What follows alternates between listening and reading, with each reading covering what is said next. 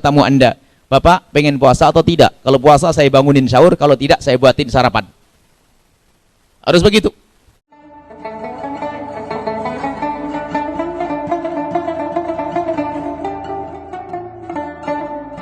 Sembilan orang yang boleh berbuka puasa. Tujuannya apa? Agar kita tidak mewajibkan kepada orang yang tidak wajib. Sehingga kita tidak suudzon. Oh, dia tidak berpuasa. Oh, karena dia ada udzur. Jadi kita tidak suudzon sama orang. Jangan dakwah kita salah, amar ma'ruf nahi mungkar salah. Marah-marah sama orang, tahu-taunya apa? Dia nggak wajib puasa. Ayo. Nah, sekarang kita harus tahu siapa yang tidak wajib puasa ini. 9 orang yang tidak wajib berpuasa. Ini harus hafal ya, kalau belajar dengan kami ini harus langsung hafal, makanya melek, jangan kedip nanti ya. Kalau kedip sedikit salah paham nanti. Harus hafal, cara menghafalnya pun sudah kita susun dengan mudah. Yang pertama adalah anak kecil, yang kedua adalah orang gila. Anak kecil dengan orang gila kami jejer karena kurang lebih anak kecil tidak punya akal, orang gila nggak punya akal. Anak kecil, orang gila. Kemudian orang sakit, orang tua. Orang sakit sama orang tua kami jejer karena orang tua sebenarnya penyakitan, itu penyakit tua. Kemudian haid dan nifas. Haid dan nifas. Kemudian hamil dan menyusui. Kemudian 1 bepergian. Sudah hafal 9. Enteng kan? Anak kecil, orang gila. Ya, orang sakit, orang tua. Haid, hamil, orang bepergian. Selesai. Rinciannya semacam ini, ringkas. Karena akan kami masukkan apa yang membatalkan puasa juga. Karena itu tidak kalah penting. Tapi sebelumnya kami bahas masalah niat dalam puasa supaya tidak kelewat. Niat dalam puasa itu seperti yang diajarkan para guru-guru mulia itu benar. Nawaitu shaumaudin an ada'i fardhi syahri Ramadan hadisana fardhillahi ta'ala, bagus. Jika Anda hafal. Tapi jika tidak hafal, siapapun dari kita mungkin ketinggalan doa, ketinggalan niat di masjid. Sebab gara-gara tidak niat di masjid nggak bisa niat dia. Karena ini adalah pekerjaan ibadah setahun sekali, mungkin orang lupa. Padahal niat puasa adalah tidak harus sepanjang itu. Kalau niat panjang boleh, bagus. Tapi niat puasa begini saja boleh, Bu. Ya Allah, saya niat puasa besok deh. Selesai sudah. Pakai deh lagi. Sana. Yang penting dalam hatimu bermaksud saya niat puasa Ramadan esok hari, ya Allah. Sudah sah.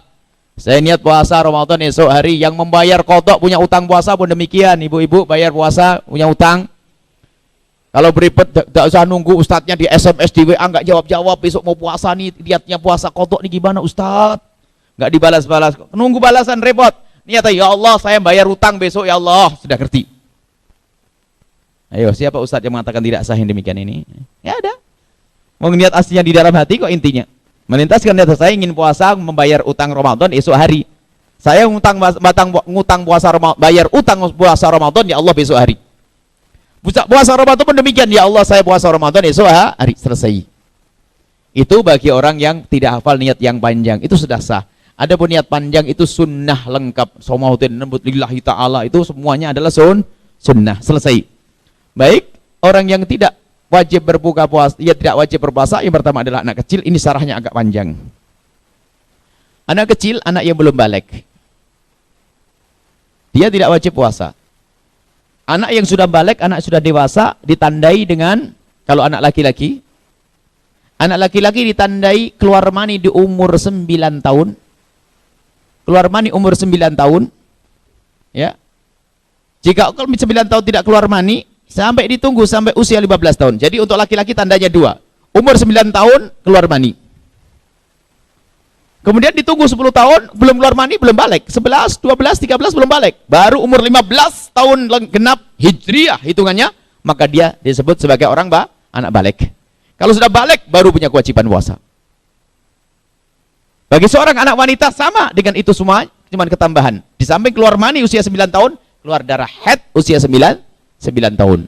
Kalau tidak keluar mani, tidak keluar darah haid, ditunggu sampai usia 15 tahun. Baru saat itu dianggap sebagai orang dewasa yang wajib baginya untuk berpuasa. Baik. Jadi anak kecil belum wajib puasa, tapi jangan salah paham sebagian ustadz, sekalipun ada salah paham. Mentang-mentang tidak wajib puasa harus kita biarkan.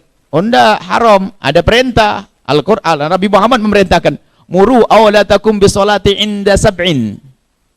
Perintahkan anak-anakmu untuk melakukan sholat waktu umur 7 tahun. Dan semua ibadah dan keharaman kewajiban dikiaskan dengan sholat. Artinya apa? Ajari anakmu di saat masuk 7 tahun untuk melakukan sholat. Sholat bagi dia belum wajib, bapaknya wajib ngajari. Kalau bapaknya tidak mengajari, bapaknya dosa. Biarpun sholatnya anak kecil masih gini. Ya, tidak apa-apa anak kecil. Sholatnya anak kecil karena memang belum wajib baginya. Biarpun nggak sah ya tetap sah bagi anak kecil, dianggap sah saja.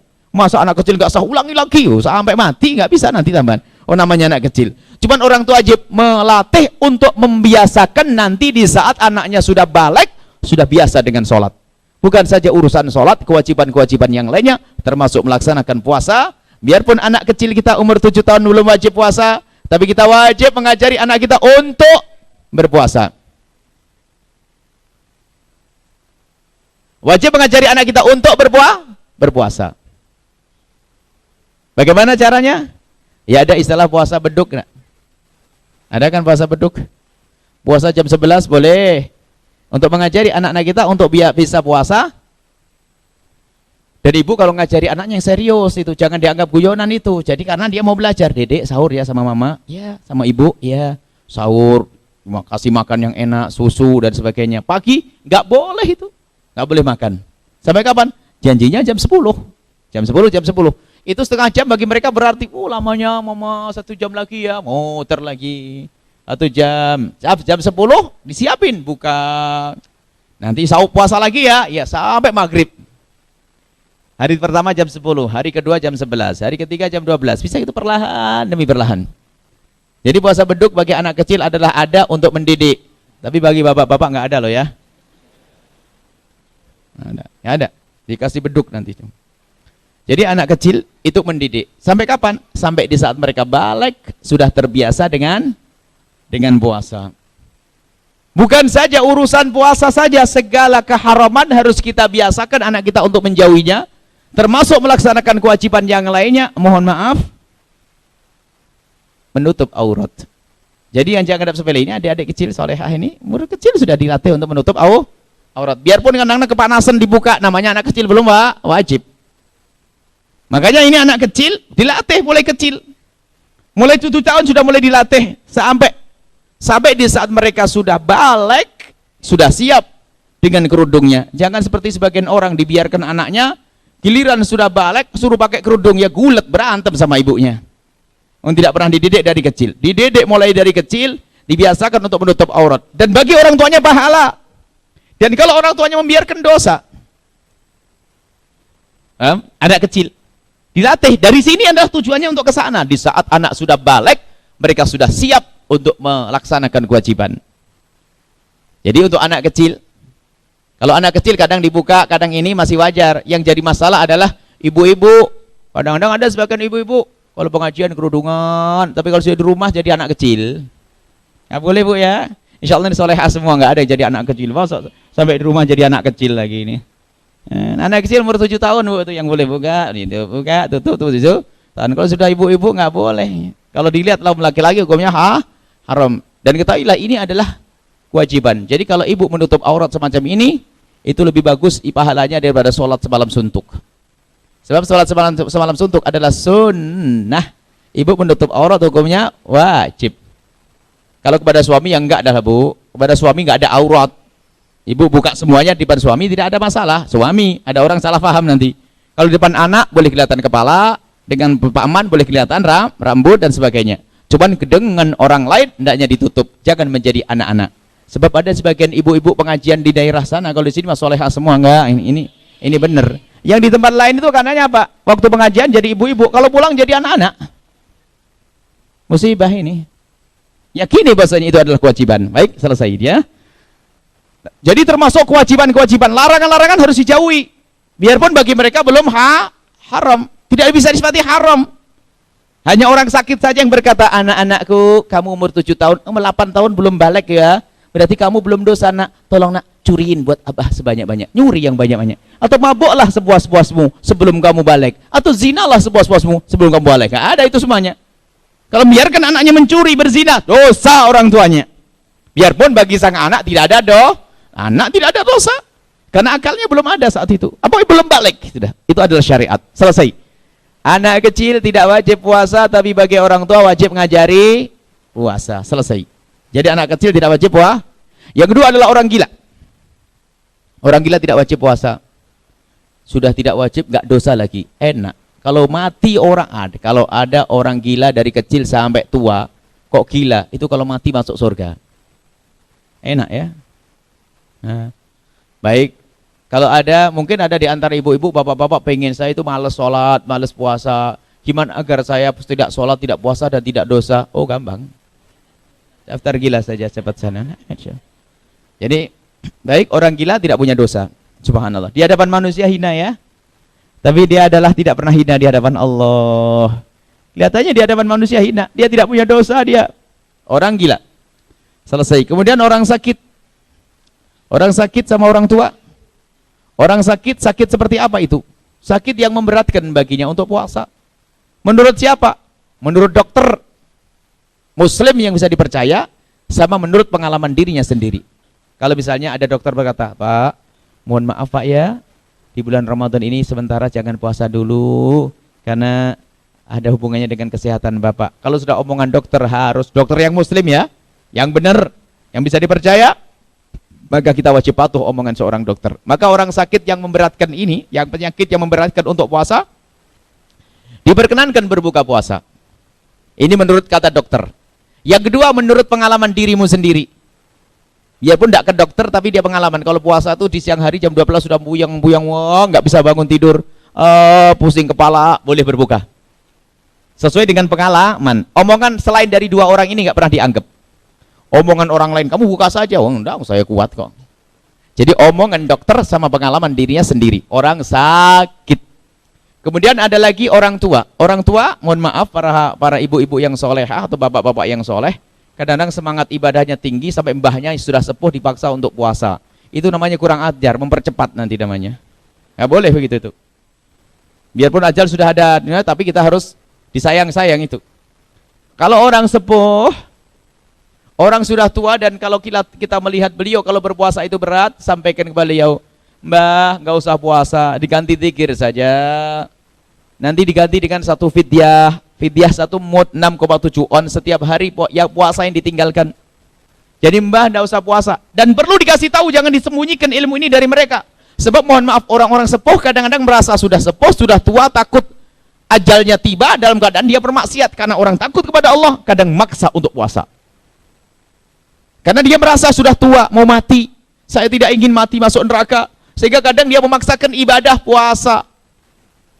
Kita sebagai seorang anak, cucu yang mengerti hukumnya seperti itu, jelaskan kepada mbah kita. Mbah, sebetulnya bagi mbah yang sepuh, yang berat puasa, puasa tidak wajib. Gak usah maksain. Gak usah puasa, jangan dipaksakan. Yang penting zikirnya banyak mbah. Makan yang cukup, zikir yang banyak. Ini kemurahan dari syariat Islam. Jangan disembunyikan ilmu ini. Dibohongi mbahnya suruh puasa sampai Masya Allah, tidak pernah gerak dari kursinya. Ini kan zalim, haram. Baik. Kemudian setelah itu adalah haid dan nifas. Sudah jelas ya, ibu lagi haid tidak puasa, lagi nifas tidak puasa. Sudah jelas, nggak usah dijelaskan ini. Kalau lagi haid haram berpuasa, bukan sekadar tidak boleh. Sama orang sakit, kata dokter berbahaya, kok puasa jadi haram. Ajib. Indahnya syariat. Wong ya malan kewajiban kok jadi haram, kan ada aneh ya. Dari wajib menjadi haram.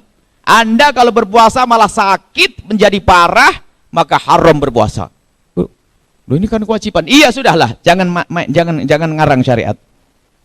Karena membahayakan dirimu sendiri, dan Allah melarang kalian menjerumuskan diri kalian dalam kebahaya. Wala tulqu bi'aidikum ila tahlukati. Jangan kemasukkan dirimu dalam kehancuran. Nah, termasuk haid adalah haram berpuasa.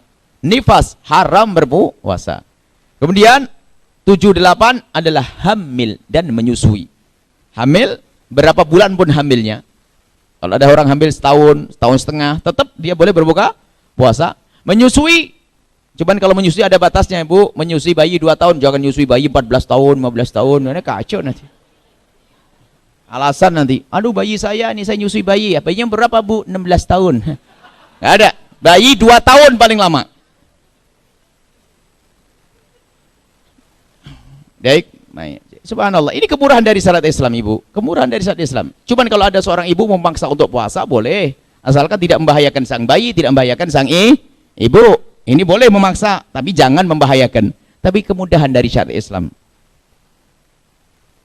Awas, hati-hati ini masalah. Kalau halal, makanya ini harus dikasih tahu juga. Jangan orang salah mewajibkan kepada orang yang tidak wajib, hukumnya haram. Dan ini bahaya. Mewajibkan sesuatu yang tidak wajib, bahaya. Melanggar puasa juga dosa gede. Ada ibu perempuan katanya solehah, istrinya ustadz lagi. 4-5 tahun nggak pernah puasa Ramadan, Bu. Gimana nih kisahnya? 4-5 tahun nggak pernah puasa Ramadan. Tapi gayanya solehah. Karena suaminya sayang, suruh hamil, nyusui 2 tahun, hamil lagi, nyusui 2 tahun, hamil lagi, nyusui 2 tahun, hamil lagi, nyusui 2 tahun. Anaknya 12. Kali 3. Hebat ya. Dan tidak dosa, pahala terus dia. Kalau mati, mati syahid. Makanya ibu jangan takut punya anak banyak. Tenang Pak, insya Allah. Siap, 15. Hah? Apa nanti? Oh, bayarnya malah itu urusan nanti, yang penting nggak wajib dulu. Bayarnya juga semampunya kok nanti. Kalau habis 45 tahun selesai kok meninggal, sudah nggak wajib dibayar lagi, meninggal masuk surga. Kalau masih ada umur panjang ya tinggal kodok, hitung-hitung ibadah tambahan kok. Nah, seperti itu. Jadi yang jelas kemurahan dari syariat Islam harus disampaikan. Ya ibu kalau hamil, menyusui sama menyusui. Termasuk menyusui ini adalah bukan menyusui bayinya sendiri. Ada bayi yang orang lain yang harus ditolong. Bahkan sebagian ulama mengatakan bukan bayinya orang lain pun. Misalnya apa? Ibu punya kambing 1 beranak 6, induknya mati. Sebab kalau namanya kambing harus disusui. Ibu susui itu kambing. Nah gara-gara nyusui kambing, laparan, boleh buka puasa. Ayo, enak bener syariat Islam ini. Lihat, kemudahan. Dan ini jangan ditutup-tutupi ini. Ini kebenaran sudah. Jadi ibu kalau hamil boleh berbuka. Cuman kalau ibu kuat, sebaiknya ditahan dulu ya. Sebab ngutang memang bayar nanti repot. Masalah membayar ada ilmunya sendiri nanti. Dan tidak dosa orang itu. 45 tahun tadi nggak dosa. Karena apa? Mau giliran waktunya mau bayar, hamil lagi. Giliran bayar, hamil lagi. Itu namanya suami sayang, Bu. Luar biasa itu. Baik, kemudian yang terakhir adalah bepergian. Bepergian tujuannya adalah tidak kurang dari 84 km. Tujuannya tidak kurang dari 84 km. Kemudian di samping itu, dia harus sudah keluar dari rumahnya sebelum subuh. Misalnya kalau ibu mau ke Cirebon malam malam Ramadan misalnya, di Cirebon boleh, besok bisa, asalkan di Cirebon tidak lebih dari 4 hari, hanya 4 hari saja. Buya saya mau tinggal di Cirebon 4 hari, rombongan jamaah Ar-Rahman ke Al-Bahjah, pas di bulan Ramadan, berangkatnya sebelum subuh, maka sampai di sana tinggal ngomong, Buya saya tidak puasa, saya mau sarapan nanti. Karena ibu dalam bepergi. Kalau masalah nggak malu, mau urusan ibu tuh. Ini yang saya, cuman masalah bolehnya boleh. Karena ibu dalam bepergi, perjalanannya lebih dari 84 kilo, kemudian keluarnya adalah apa? Sebelum subuh. Jadi yang penting subuh itu kita sudah di luar kota, di luar tempat kita. Kalau subuh sudah di luar tempat kita, maka kita boleh berbuka, boleh. Mana yang lebih bagus? Ya tentu sesuai dengan kemampuan seseorang. Jika bagimu puasa adalah mudah, maka hendaknya engkau mengutamakan puasa. Tapi kalau puasa bagimu berat, jangan maksakan, haram malahan. Pernah ada pada zaman Nabi orangnya lemah.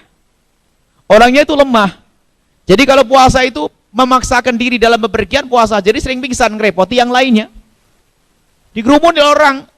Akhirnya Nabi berkata, ngapain orang itu? Ya Rasulullah, dia memaksakan diri untuk puasa. Nabi tidak senang dengan yang demikian. Lalu Nabi berkata, laisa minal birri as-sawmu fis safari.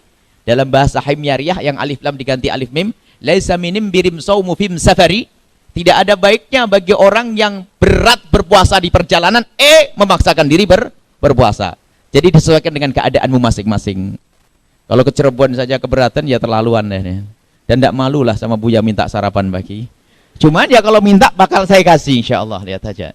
Ini adalah kemudahan dalam syariat Islam, tidak boleh ditutup-tutupi. Mungkin ibu bapak punya tamu dari Surabaya 3 hari di sini. Saya mau 3 hari di sini Pak. Karena dia tamu, tanyakan kepada tamu Anda, Bapak pengen puasa atau tidak? Kalau puasa saya bangunin sahur, kalau tidak saya buatin sarapan. Harus begitu. Selesai. 9 orang yang boleh berbuka puasa. Sekarang ditanyakan diri Anda sendiri. Anda anak kecil, anak gede. Gede. Berakal atau tidak? Gila misalnya. Ya? Tidak akal, enggak gila, sehat. Sakit atau tidak? Tidak. Haid enggak? Enggak. Hamil enggak? Enggak. Bepergian tidak? Tidak. Berarti wajib puasa. Selesai.